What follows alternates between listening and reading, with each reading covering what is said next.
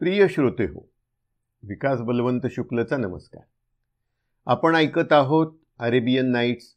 आज ऐकूया त्याचा भाग क्रमांक 28 आणि नवीन कथा सुरू होते. कथेचं नाव आहे कालिफ हारून अल रशीद याची गोष्ट.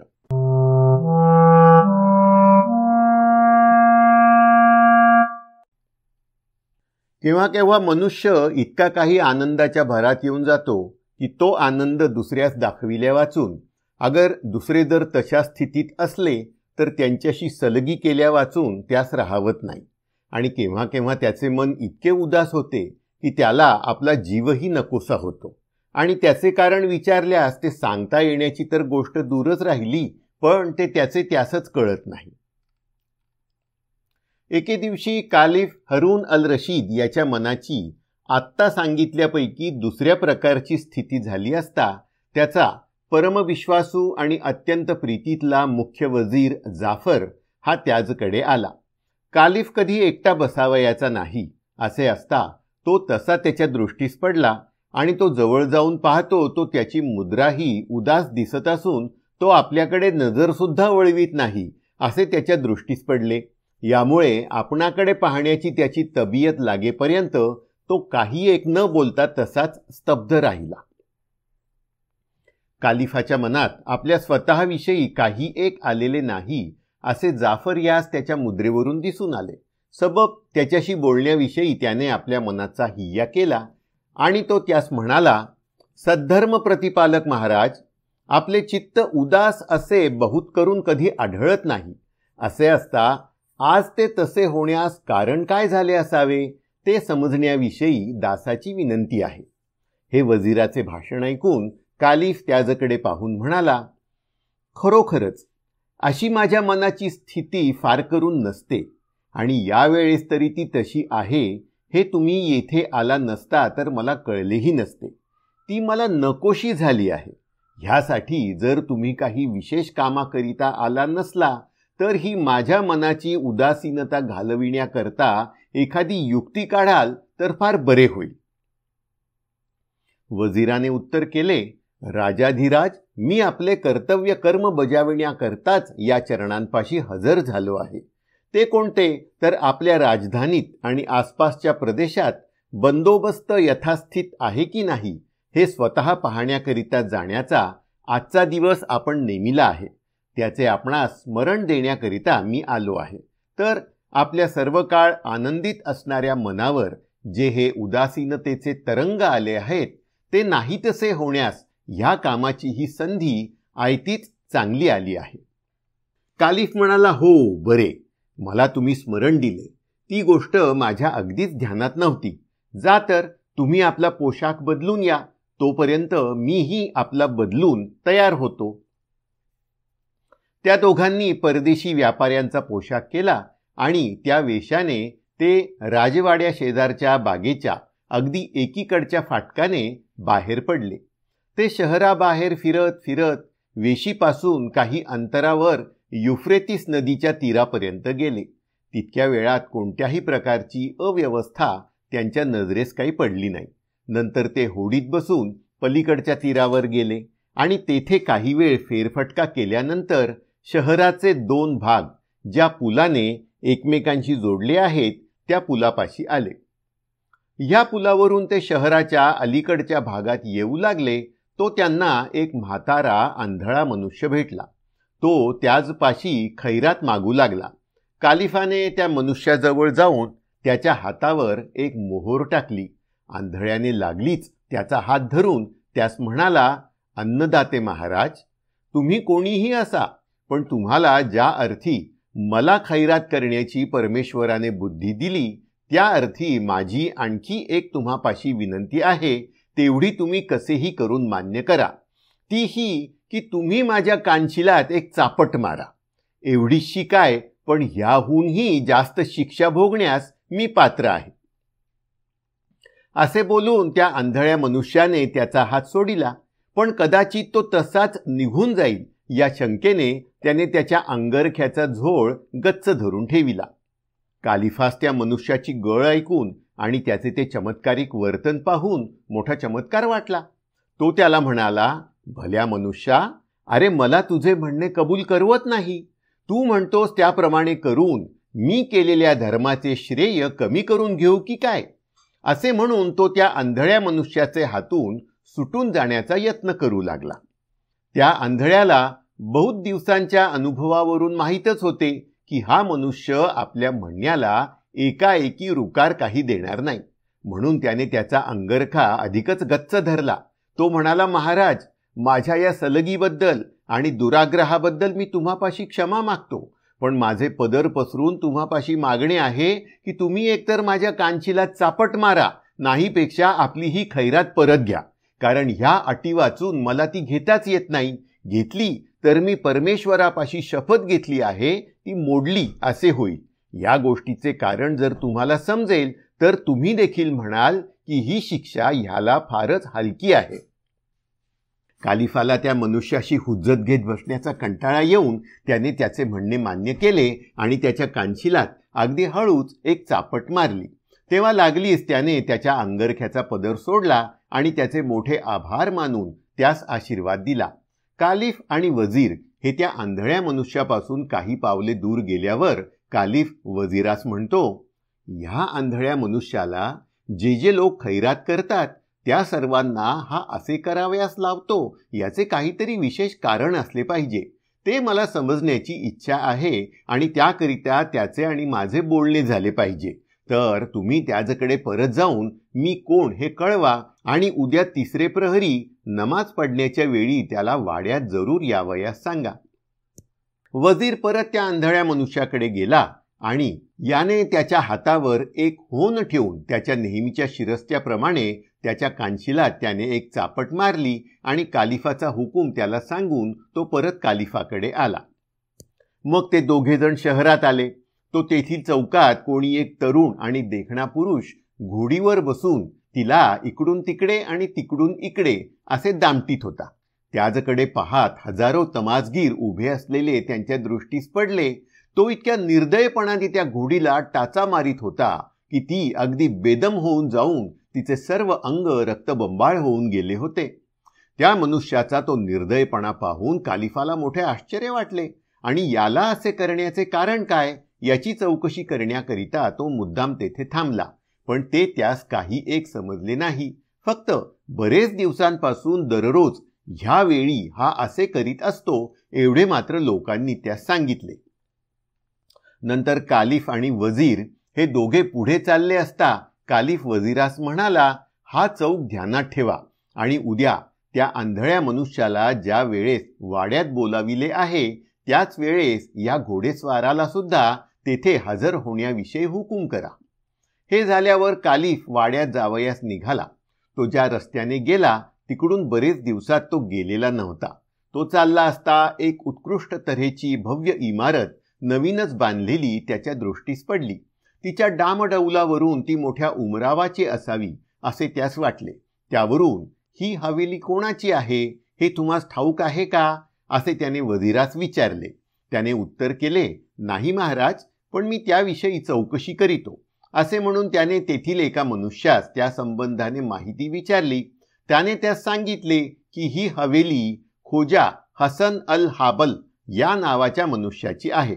ह्या मनुष्याचा धंदा दोर तयार करण्याचा आहे. त्याने इतकी संपत्ती मिळविली आहे की ही इमारत बांधण्यात जितका पैसा लागला तितका सर्व त्याने पदरचा खर्च केला. छदाम देखील कोणापासून कर्जाऊ किंवा उसना घेतला नाही. हा गरिबीत असता स्वतः दोर वळताना आम्ही यास पाहिले आहे. असे असता ह्याला ही एवढी संपत्ती कशी प्राप्त झाली हे काही समजत नाही. याप्रमाणे माहिती मिळवून वजीर परत कालिफाकडे आला आणि ती त्याने जशी ऐकिली होती तशी त्यास सांगितली. त्यावरून कालिफ त्यास म्हणाला, तर मग हा खोजा हसन अल बाहल कोण आहे हे मला पाहिले पाहिजे. यास्तव तुम्ही त्या दोघांप्रमाणेच ह्यालाही उद्या दुपारी वाड्यात येण्याविषयी सांगा. त्याप्रमाणे वजीराने त्यास सांगितले. दुसरे दिवशी तिसरे प्रहारचा नमाज पडून झाल्यावर कालिफ आपल्या खाजगी बैठकीच्या दिवाणखान्यात गेला. त्यावेळी त्या 3 असामींना वजीराने त्याच पुढे नेऊन हजर केले. त्या तिघांनी कालिफापुढे साष्टांग नमस्कार घातले.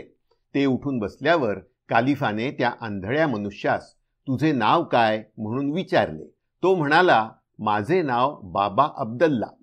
कालिफ म्हणाला, बाबा अब्दल्ला, तुझी ती खैरात मागण्याची रीत मला काल इतकी विलक्षण वाटली की त्यावेळी माझ्या मनात काही एक विचार आला, म्हणूनच मी तुझे म्हणणे मान्य केले, नाहीतर कधीही केले नसते. इतकेच नव्हे तर कोणाही मनुष्यास इतप्पर असा त्रास देण्याची तुला मी तत्काळ सक्त मनाई केली असती. असो, तर आज मी तुला एवढ्याच करिता येथे बोलाविले की तू ती खुळ्यासारखी शपथ का घेतलीस हे तुझ्या तोंडाने ऐकावे. तुझी हकीकत मी ऐकल्यावर तुझे करणे बरोबर आहे की नाही आणि तुला ह्यापुढे असे करण्यास परवानगी द्यावी की नाही याचा मी निर्णय करीन. कारण की तुझ्या या वर्तनापासून पुढे कदाचित वाईट परिणाम होण्याचा संभव आहे. तर असला हा वेडेपणाचा विचार तुझ्या मनात कोणत्या कारणावरून आला हे सविस्तर मला सांग. मजपाशी काही एक छपविता कामा नये, कारण मी तुझपासून सर्व गोष्टी काढून घेतल्या वाचून तुला सोडणार नाही. कालिफाच्या या अंमळ कडक भाषणामुळे बाबा अब्दल्ला भिवून गेला. त्याने फिरून त्याजपुढे साष्टांग नमस्कार घातला. नंतर तो उठून बसला आणि म्हणाला, सद्धर्म प्रतिपालक राजाधिराज, मी ह्या पायांजवळ एवढी सलगी केली आणि जे कृत्य वास्तविक विचार करून पाहता अगदी अयोग्य ते दुराग्रहाने आपणास करावयास लाविले, याबद्दल मी पदर पसरून आपणापाशी क्षमा मागतो. मजकडून प्रमाद खचित घडला आहे, पण त्यावेळी मी आपणास ओळखिले नाही ही गोष्ट ध्यानी आणून आपण मला क्षमा कराल अशी मी आशा करीतो. मी जे वर्तन केले ते केवळ मूर्खपणाचे होते असे आपणास जसे वाटले तसेच मलाही वाटते आणि कोणाही मनुष्यास ते तसेच वाटेल ह्यात काही भ्रांत नाही. पण माझ्या हातून जो एक महान अपराध घडला आहे त्यास ईश्वराच्या दृष्टीनेही शिक्षा अगदी अल्प आहे. इतकेच नव्हे तर जगातील प्रत्येक मनुष्याने जरी माझ्या कानशिलात चापट मारली तरी त्या अपराधास योग्य शासन झाले असे होणार नाही. आता आपल्या आज्ञेवरून जी मी आपली हकीकत आपणास निवेदन करणार आहे तीवरून माझ्या त्या अपराधाचे स्वरूप आपल्या पूर्णपणे ध्यानात येईल असे म्हणून तो आपली गोष्ट सांगू लागला. पुढची गोष्ट बाबा अब्दल्ला ह्या नावाच्या आंधळ्या मनुष्याची गोष्ट. बाबा अब्दल्ला म्हणतो, सद्धर्म प्रतिपालक महाराज, माझा जन्म बगदाद शहरी झाला. माझा बाप आणि आई ही थोड्याच दिवसांच्या अंतराने मरण पावली. त्यांनी बरेच द्रव्य मजकरिता ठेविले होते. जरी मी त्यावेळी तारुण्याच्या ऐन भरात होतो तरी इतर तरुण लोकांप्रमाणे मी आपले द्रव्य विनाकारण खर्च करण्यात आणि दुर्व्यसनात उधळून टाकिले नाही. एवढेच नव्हे तर मोठ्या काळजीने, दक्षतेने आणि मोठ्या मेहनतीने ते दिवसेंदिवस वृद्धिंगतच केले. शेवटी मजपाशी इतका पैसा जमला की त्याच्या योगाने मला 80 उंट खरेदी करण्याचे सामर्थ्य आले. ते मी तांडेवाले व्यापाऱ्यांना भाड्याने देऊन त्याचबरोबर सरकारच्या राज्याच्या हद्दीतील मुलखात चोहोकडे फिरत असे. त्यापासून मला दर एक खेपेस पुष्कळ पैसा मिळे. याप्रमाणे माझी चलती असता मला पैसा मिळविण्याविषयी अधिकाधिकच हाव सुटत गेली. एके दिवशी काही व्यापारी लोकांचा माल हिंदुस्थानात जावयाचा होता. तो बसोरा शहरी पोहोचवून देण्याकरिता मी आपले उंट घेऊन तेथे गेलो होतो. तो माल मी तेथे उतरून परत येत असता आडरानात एके ठिकाणी पुष्कळ छानदार हिरवा चारा दृष्टीस पडला, म्हणून मी आपले उंट तेथे चरावयास सोडिले आणि विश्रांती घेत बसलो. इतक्यात एक फकीर बसोरा येथे चालला होता. तो तेथे आला आणि माझ्या शेजारी येऊन बसला. तुम्ही कोठून आला, कोठे चालला वगैरे हकीकत मी त्यास विचारली आणि त्याने त्याप्रमाणे मलाही विचारली. आम्ही एकमेकांच्या प्रश्नांचा जबाब दिल्यावर उभयतांनी आपल्याबरोबरचे फराळाचे काढले आणि दोघे एकत्र बसून फराळ करू लागलो. फराळ चालला असता आमच्या इकडच्या तिकडच्या पुष्कळ गोष्टी झाल्यावर तो फकीर म्हणाला, येथून जवळच एके ठिकाणी द्रव्याचा मोठा खजिना असलेला मला माहीत आहे. ते द्रव्य इतके पुष्कळ आहे की तुमचे हे 80 उंट जरी सोने व जवाहीर यांनी भरले तरी त्यातून काही कमी झाले असे दृष्टोत्पत्तीस येणार नाही. ही त्या फकीराच्या तोंडची गोष्ट ऐकून मला फारच आश्चर्य वाटले व अतिशय हर्ष झाला. तो हर्ष माझ्या पोटात मावेना, कारण हा फकीर कालत्रयी खोटे बोलणार नाही असे मला वाटले. मी लागलीच मोठ्या प्रेमाने त्याच्या गळ्याला मिठी घातली आणि म्हटले, फकीर बाबा, तुम्हाला इहलोकाचे वैभव अगदी तुच्छ आहे हे तर स्पष्टच आहे. तर हे द्रव्य तुम्हास माहीत असल्यापासून काय उपयोग आहे बरे? त्यातून तुम्ही पडला एकटे, तुमच्याने ते फारसे निवविणारही नाही. तर ते कोठे आहे ते मला दाखवा. मी ते आपल्या सर्व उंटांवर भरतो आणि तुमच्या मेहरबानीबद्दल तुम्हास त्यातील एक उंट देतो. त्या फकीराला एक उंट देण्याचे कबूल केले हे अगदीच थोडे होते, ह्यात काही संशय नाही. पण मला ते पुष्कळच वाटले, कारण त्या फकीराने मला ती गोष्ट सांगितल्या वेळेपासून मला त्या द्रव्याचा इतका लोभ सुटला की त्याला काही सीमाच नाही. मला वाटले की या फकीराला एक उंट मी देणार, तो जाऊन बाकीचे 79 मला राहतील. त्यात मला म्हणजे काही म्हणण्यासारखे मिळाले असे मुळीच नाही. माझा हा हवरेपणा त्या फकीराच्या लक्षात आला. मग त्याबद्दल यत्किंचितही राग मनात न आणता तो शांतपणे मला म्हणाला, भाईसाहेब, माझ्यापासून तुमचा जो काही फायदा होईल त्याच्या मानाने मला जे तुम्ही देऊ केले ते काहीच नाही हे तुमच्याही सहज लक्षात येईल. समजा की मी ह्या द्रव्याची वार्ता तुम्हाला मुळीच सांगितली नसती आणि ते सगळे एकट्यानेच घेतले असते तर तुम्हाला काय मिळाले असते बरे? पण मी तुम्हापाशी काही एक प्रतारणा न करिता मोकळ्या मनाने सर्व गोष्ट तुम्हाला सांगितली. यावरून माझे मन कसे आहे ते तुम्ही जाणलेच असेल. असो, मी इतकेच सांगतो की आपले दोघांचेही कल्याण व्हावे व तुम्ही जन्मभर माझी आठवण काढावी असे माझ्या मनात फार असून ते करण्याचे सामर्थ्य मला आहे. तर या संबंधाने आपणा उभयतासही जास्त फायदेशीर व रास्त अशी एक गोष्ट मला सुचली आहे. ती मी तुम्हाला सांगतो. ती मान्य करणे अगर नाकारणे हे तुमच्या मर्जीवर आहे. तुमच्यापाशी जे 80 उंट आहेत म्हणून तुम्ही म्हणाला, ते घेऊन ज्या ठिकाणी ते द्रव्य आहे त्या ठिकाणी आपण जाऊ आणि प्रत्येक उंटाच्याने जितके सोने व जवाहीर नेववेल तितके आपण त्यावर भरू. याप्रमाणे सर्व उंट भरून झाले म्हणजे त्यातून निम्मे तुम्ही माझ्या स्वाधीन करावे व निम्मे तुम्ही ठेवावे आणि मग ज्याला जिकडे वाटेल तिकडे त्याने ते घेऊन जावे. हे करणे मला रास्त दिसते. त्यापासून दोघांनाही कुरकुर करण्याला जागा राहणार नाही. आता तुम्हाला आपले 40 उंट मला द्यावे लागणार हे खरे, पण त्यात तुमचा मुळीच तोटा नाही, कारण माझ्या योगाने जे हे द्रव्य तुम्हाला मिळेल त्या द्रव्याने तुम्हाला आणखी हजारो उंट विकत घेता येतील. फकीराचे हे म्हणणे अगदी वाजवी होते, सबब त्यावर मला बोलण्याला मुळीच जागा राहिली नाही. तथापि फकीराचे म्हणणे कबूल केल्यापासून आपला केवढा फायदा होणार हे लक्षात न आणता मी आपले 40 उंट जाणार म्हणून मनात मोठे दुःख करू लागलो. त्यातही विशेषे करून जेव्हा हा फकीर आपल्याप्रमाणे श्रीमंत होणार हे माझ्या लक्षात आले तेव्हा तर मला फारच दुःख वाटले. तो बिचारा अत्यंत उदार बुद्धीने माझे कल्याण करण्यास तयार झाला, त्याबद्दल त्याचे उपकार मी अगोदरच अशा प्रकारे फेडले. असो, याप्रमाणे माझे मन द्विधा झाले. तथापि त्यावेळी विचार करण्यास अवकाश नव्हता. एकतर फकीराचे म्हणणे मुकाट्याने कबूल करावे, नाहीपेक्षा एवढी अपार संपत्ती मिळण्याची संधी अनायासे आली असता ती आपण होऊन फुकट घालविली म्हणून सर्व जन्मभर पश्चाताप करीत बसावे, याखेरीज दुसरी तोडच नव्हती. मग लागलीच मी आपले सारे उंट एकत्र केले आणि तो फकीर व मी असे उभयता निघालो. आम्ही थोडे पुढे गेलो तो आम्हाला एक मोठी थोरली दरी लागली. तीच जाण्याची वाट अगदी अरुंद होती, म्हणून तिथून फक्त एकच उंट आत नेता येता आला. ज्या 2 पर्वतांच्या योगाने ही दरी झाली होती ते जेथे एकमेकास मिळाले होते तेथे अर्धवर्तुळ झाले होते.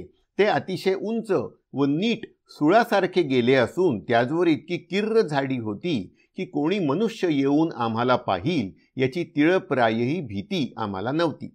या 2 पर्वतांच्या मध्ये आम्ही आल्यावर फकीर मला म्हणाला, आता या उंटांना तुम्ही खाली बसवा, म्हणजे आपणाला त्याचवर ओझी लादायला बरे पडेल. तुम्ही यांना बसवता आहात तोच मी इकडे द्रव्य काढण्याच्या तजविजीस लागतो. फकीराने सांगितल्याप्रमाणे मी उंटांना खाली बसविले आणि लागलाच त्याच्याकडे गेलो. त्याने हातात सनकाडी व चकमक घेतली होती आणि विस्तव पेटविण्याकरता तो काटक्या कुटक्या जमा करीत होता. त्याने विस्तव पेटविला आणि त्यावर थोडासा ऊद टाकला. नंतर त्याने काही मंत्रांचा उच्चार करीताच तेथे धुराचा मोठा काळा कुळकुळीत ढग बनून तो आकाशात खूप उंच गेला. तो ढग त्याने दुभागला. तो तत्काळ असा चमत्कार झाला की एवढा मोठा सुळासारखा नीट गेलेला तो पर्वत जसा एखादा दरवाजा फटदिशी उघडतो त्याप्रमाणे दुभंग झाला आणि त्याच्या आतल्या बाजूस एक अत्यंत सुशोभित व भव्य असा वाडा दिसू लागला. हे कृत्य खरोखर मानवांचे नसून यक्षादिकांचेच असले पाहिजे, कारण असला अचाट उद्योग मानवांच्या बुद्धीच्या आणि शक्तीच्या अगदी बाहेरचा होय. हे त्या वाड्याच्या संबंधाने जे मी म्हटले ते पुढे पुष्कळ वेळानंतर माझ्या मनात आले, कारण त्यावेळी इकडचा तिकडचा काहीच विचार माझ्या मनात आलाच नाही. फार काय सांगू, त्या वाड्यात चोहोकडे जी अपार संपत्ती मोठ्या व्यवस्थेशीर पद्धतीने ठेविलेली होती ती पाहून मी क्षणभर देखील आश्चर्य करीत राहिलो नाही. तर ज्याप्रमाणे गिधाड आपले भक्ष नजरेस पडताच त्याचवर तत्काळ झडप घालते, त्याप्रमाणे मला तेथे प्रथमच जी एक मोहरांची रास दिसली ती तील मोहरा एकेका पोत्यात मी भराभर भरू लागलो. पोती चांगली मोठमोठी आणि मजबूत होती. ती मी मोठ्या आनंदाने तोंडोतोंड भरली असती, पण ती तितकी भरली तर उंटाच्याने नेवविणार नाहीत असे जाणून निरुपायास्तव मला त्यांच्या शक्तीच्या मानाने ती भरावी लागली. फकीरानेही माझ्याप्रमाणेच केले, पण सोन्यापेक्षा हिरे, माणके इत्यादी रत्ने त्याने पुष्कळ भरली. त्याने तसे करण्याचे कारण मला सांगितले, त्यावरून मीही मग त्याच्याप्रमाणेच केले. एकंदरीने आम्ही उभयतांनीही सोन्यापेक्षा रत्नेच जास्त भरली. आम्ही सर्व पोती भरून उंटांवर चढविल्यावर त्या वाड्याचा दरवाजा बंद करून आपला रस्ता धरण्याखेरीज आम्हाला दुसरे काही एक करावयाचे राहिले नाही. आता परत येण्याकरिता निघावयाचे इतक्यात तो फकीर पुन्हा आत गेला आणि एके ठिकाणी लहान मोठ्या व तऱ्हेतऱ्हेच्या सोन्याच्या बरण्या पडल्या होत्या. त्यापैकी एकीतून त्याने एक लहानशी लाकडी डबी काढून घेतली. तीत फक्त काही प्रकारचे एक मलम होते. ते त्याने मला पुन्हा उघडून दाखविले आणि ती डबी खिशात घातली. हे झाल्यावर पूर्वी दरवाजा उघडण्याकरिता जो विधी त्याने केला होता तोच फिरून केला. नंतर काही मंत्रांचा उच्चार करीताच तो दरवाजा खटदिशी बंद होऊन गेला आणि डोंगर पूर्ववत जसाच्या तसा दिसू लागला. नंतर आम्ही ते उंट निम्मेनिम वाटून घेतले आणि दरीतून आल्या वाटेने बाहेर पडलो. नंतर मोठ्या सडकेला लागेतोपर्यंत आम्ही एकत्र चाललो. तेथून आमचा रस्ता फुटत होता, त्याचा बसोऱ्याकडे आणि माझा बगदादेकडे. सबब मी त्याचा निरोप घेतला. त्यावेळी त्याने मजवर केलेल्या त्या महद उपकारांबद्दल मी त्याचे फार फार आभार मानिले. मग आम्ही एकमेकांना मोठ्या प्रेमाने आलिंगन दिले आणि आपल्या रस्त्याने चालते झालो.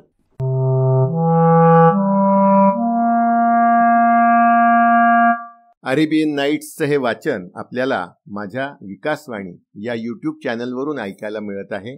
आपणास हे अभिवाचन कसे वाटले हे अवश्य कळवा. आपल्या प्रतिक्रिया व्हिडिओखाली कमेंट करून किंवा मला व्हॉट्सअपवर कमेंट पाठवून कळवाव्या ही नम्र विनंती. आणि अशीच माझी अन्य अभिवाचने आपणास ऐकावयाची असल्यास कृपा करून माझ्या विकासवाणी या यूट्यूब चॅनलला सबस्क्राईब करा आणि हे अभिवाचन आपल्या सर्व मित्रमंडळींपर्यंत विशेषतः लहान मुलांना ऐकायला पाठवा. कारण सध्याची मुलं ही या जुन्या कथा ऐकत नाहीत, वाचन करत नाहीत. तर हा जो आपला वारसा आहे, हा आपल्या जुन्या मराठी भाषेतला एक अनमोल ठेवा आहे, तो आपण सर्वत्र पोचविण्यासाठी एक चांगलं काम कराल असं मला वाटतं. धन्यवाद.